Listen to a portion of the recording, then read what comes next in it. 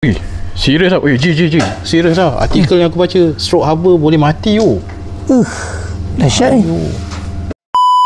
Kita pun faham sekarang merupakan cuaca sangat panas. Jadi banyak kanak-kanak yang nak bermain di luar mengalami stroke harbor. Ini adalah fakta. Bila stroke harbor boleh membawa maut. Jadi pastikan anak-anak tempat untuk bermainnya terteduh ataupun tak panas sangat supaya stroke harbor tak berlaku. Okey, jadi anda kena tahu sebagai mak ayah apa simptom-simptom yang menyebabkan stroke harbor. Ada 5 simptom yang anda kena tahu.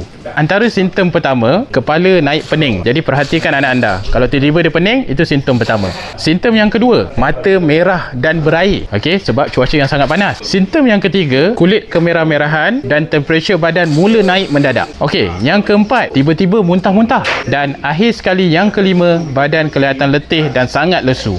Ini antara simptom yang anda kena alert kepada anak anda.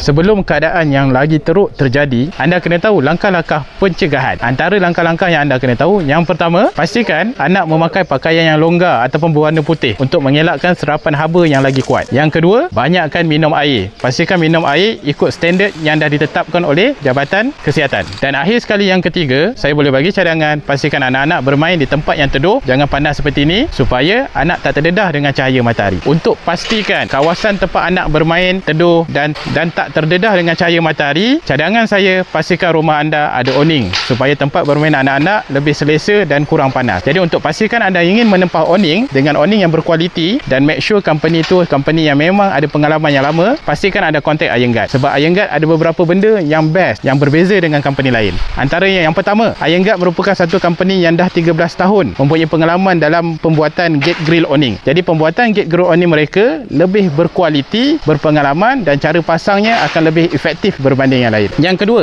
Iron Guard merupakan satu company yang dah ada 6 cawangan, yang mana cawangannya meliputi seluruh Malaysia. Untuk membuat tempahan, korang boleh terus klik link dekat atas dan pilih negeri korang.